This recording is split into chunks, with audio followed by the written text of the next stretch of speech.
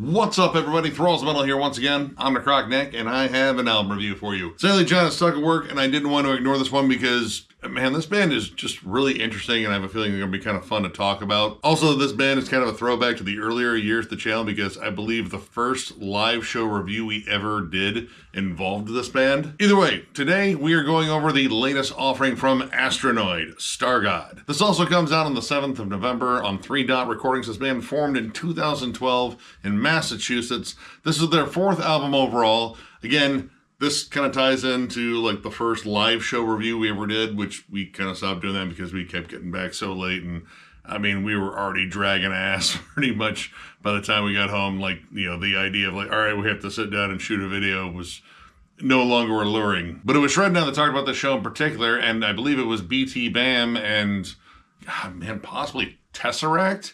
I can't remember, but I remember that Astronoid was the opening band, and we were all kind of confused by it because we had really never heard anything quite like them. I enjoyed their set. I ended up picking up their debut album, Air, and then their self-titled follow-up. And to describe this band, man, it's a combination of things. It's a lot of shoegaze, like post-metal, dream pop / synth pop, kind of like classic heavy metal and thrash. They called themselves Dream Thrash for a while, which is like hugely 80s as they sound. That sounds like that's what you use to combat Freddy and Dream Warriors. Sadly, all we had to combat Freddy back then were teenagers and Dokken. And, you know, sadly, Dokken survived that confrontation. Anyway, this combination of sounds is very alluring. And I really wanted to check in with this band because I hadn't listened to them since that self-titled album. They even put out an album after that called Radiant Bloom, which I missed, and might have been a transitional album because this sounds a lot different than the 2 albums I own. Initially, I would have like lumped this band in entirely with bands like Death Heaven. It has that shoegazy quality, but it is definitely a little bit more metallic. But they also had like, I don't know, kind of the atmosphere of like Devin Townsend, like, you know, Devin Townsend Project, Devin Townsend Band, Ocean Machine, Physicists, like just kind of a roundabout Devin Townsend sort of thing. Their sound is very lush, but it's also very heavy. There's big, rich guitars in here. There's waves and waves of synths. The drums are crisp. I couldn't find who actually did the production and the mix and master on this, but if it was Devin Townsend, I wouldn't be entirely surprised because this has a lot of the hallmarks of his production. But in terms of like his style of writing, it's not always that because there's a lot of shoegaze on here. Bright, shimmering, huge riffs, clean vocals that are, I mean, kind of auto-tuned and very just like 80s pop, dream pop focused. The opening track, Embark, comes in with a pick slide and then you're just into blast beats and like this like up-tempo, like heavy, bright riffing. Like all the riff work on here, I would say, is mostly focused towards like, you know, more major chord driven power pop, you know, like kind of like shoegazy stuff where it's that constant din, that constant shimmering sound in the background that really kind of like drives the atmosphere. But they don't always do that. They break it down a lot on here to like heavier thrash riffs. Songs like Love Weapon, which, I mean, I've probably called it that too, and Dream Protocol 88, which, I don't know, the first thing I thought of was Cheap Trick's Dream Police, like that's what they kind of had to follow. I don't know, there's gonna be a lot of weird references in this review, but those 2 songs have like galloped rhythms, you know, metallic chugging, really cool lead work in there too. Pretty much everything on this album is very like bold and very shimmering and bright. That's why I'm wearing shades, or at least that's the excuse I'm gonna make this time. But seriously, this album soars. This goes for like these big 80s hooks across the board. The title track on here, man, this is like a lost 80s pop gem. It's barely metallic. Like there's like some good heavy riffs in the chorus that kind of like, you know, thicken it up, give it a little bit more energy, but a lot of it is very synth driven, very vocally driven. It's got a good 4/4 time rhythm, like just like classic 80s pop, 80s rock, whatever you want. Big lush synths, and you get guitar and synth harmonies on there. Builds in this huge chorus that I swear reminds me of Talk Talk's It's My Life. And there's definitely some other like distinct 80s nods that I pulled from here, and I don't know if they're on purpose or, you know, it's just like kind of like the thing that inspired them in the moment. But the lead-off single, or at least I believe it was the lead-off single because it was the first one I heard. Maybe it wasn't. The third shot is almost like a power pop / synth pop version of Don Henley's Boys of Summer. Like, it has that vibe. The chorus especially, like, it has that sort of build to it where you get that mix of, like, a really cool synth passage, a really solid, bright riff that just kind of soars and drives the songs. It's a little bit more up-tempo, too. And a lot of the songs are honestly more up-tempo. Like, you get occasional blast beats, you get occasional metal gallops, and sometimes it's just like an, up-tempo sort of like, pop-punk sort of rhythm. Like, kind of like Coheed and Cambria. Which honestly kind of brings me to another interesting point. This has echoes of prog, but a very specific era of prog. This reminds me a lot of when like a lot of prog bands and prog musicians in the 80s started gravitating more towards pop music. Phil Collins, or like all of Genesis. Yes, Owner of Lonely Heart is a giant pop nugget with like some lavish proggy moments. Throw Asia in there too. That first album is pretty much a balance between, pop rock / AOR and old school prog rock. I mean, you have, again, like old school prog musicians, Saga, Gentle Giant, even Toto too. All these bands I mentioned involved like insanely talented musicians that wanted to kind of shift gears and play something different and maybe something a little bit, unexpected. This reminds me of that. It still shows off, a lot of musical talent, a lot of songwriting talent. It's not necessarily like the norm. Like, this isn't just, flat out pop rock or anything like that.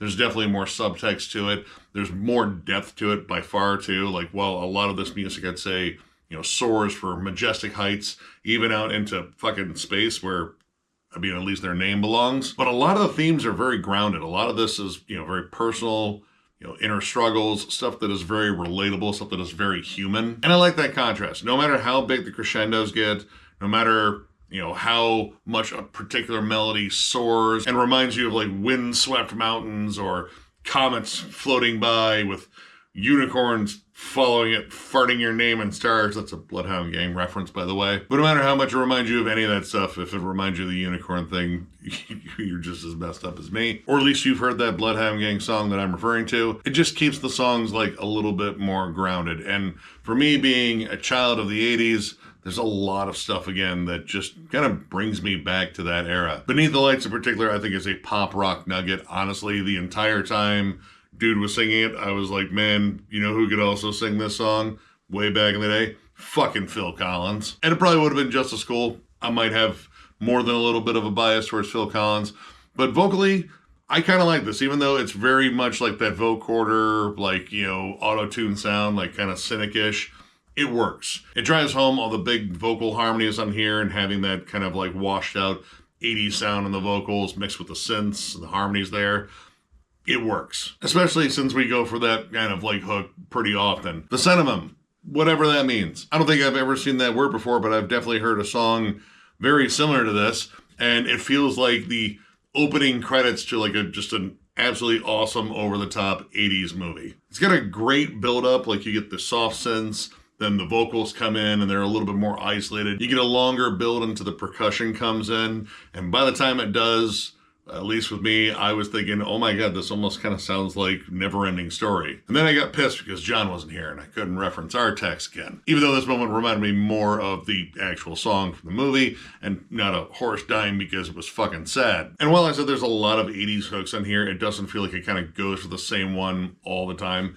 This album is really well paced. Just when you think it needs like a little bit more of a metal kick, it comes in with some heavier songs, Depressed Mode, which I've probably called that band that too. There's some good like alt rock, alt metal, big hooks on there. A little bit similar like Hum or Deftones. It still has that like kind of like power pop vibe where it's got a big hooky chorus. The verses are solid, but there's a little bit more angst to it, urgency. It's a little bit bolder and louder, and even has some really solid metal breakdown on it too. But there's enough of those moments scattered throughout this album to break it up. Like, these guys really like to show off a lot of solid dynamics, and it keeps this album interesting. Like, it didn't feel like it was just a lot of 80s rehash. Like, this kind of has, I don't know, like its own thing. This even has like a little bit of like, I don't know, I guess you could almost say like emo very hard on my sleeve kind of stuff. Like there's a lot of tenderness in here. Like this really isn't fiercely aggressive. And I think with that, there's probably going to be some discussion as to whether or not this band is metal. They're already on the archives. I don't know if that means anything to anyone. I don't know. There's enough metal in here. I would call it metal personally. But whether it's metal or not, I enjoy it. The only thing I think I could have knocked it on was actually like kind of one of my favorite tracks just for the pure nostalgic joy of it is Vicenum or Vicenium or however you say that. It kind of feels like it just ends, and it feels like it's almost a bridge to the last track, Arrival, where I feel that they connected those songs like just a little bit. It probably would have flowed a little bit better, but outside of that moment, there really wasn't much on here. I think the production's excellent. You know, I thought the vocals were going to grate on me after a while, but honestly, they work really well with the music. There's an interesting quality with the mix being like a little uneven when it comes down to guitar sometimes. Sometimes they're bold and rich and right out front. Sometimes the synths just kind of like knock them over and say, shut the fuck up, this is my moment. It kind of just depends on the song you're listening to, but overall, this is a really, really solid listen and, you know, kind of unique too. Like I can't think of a lot of bands that sound just like this band. So overall, I'm going to give this 4 stars. I think this is solid as hell. It's riffy, it's catchy, it's got a lot of love for the 80s, both in terms of like 80s heavy metal, 80s power pop and synth pop, and just sort of like the aesthetic and the vibe and the atmosphere. It's all really well done on here. Now, I will say this is like a little bit of a change, at least from the albums that I have, where this is definitely more like focused on the hooks, more focused on choruses.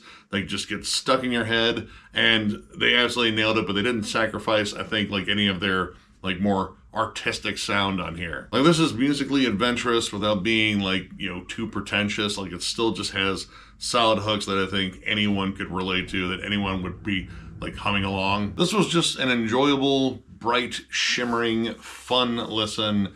And I mean, honestly, if you're a big fan of shoegaze, I mean, the appeal is still 100% there. But also, I mean, if you just like lavish 80s pop and metal bands that like to infuse that in there, like I would say like even Ghost fans, which, you know, that counts me, I could see the appeal there too. Also, if you're a fan of Deftones, Hum, Quicksand, and of course like a lot of like Deaf Heaven, a little bit of Coheed and Cambria, there's a lot of bands I could pull. I'm totally serious about like the Asia and the Genesis vibes too, like they're on there as well. Either way, I recommend checking this out. This is a really interesting band overall, and I definitely want to check out the one that I was missing because I'm kind of curious about that one now too.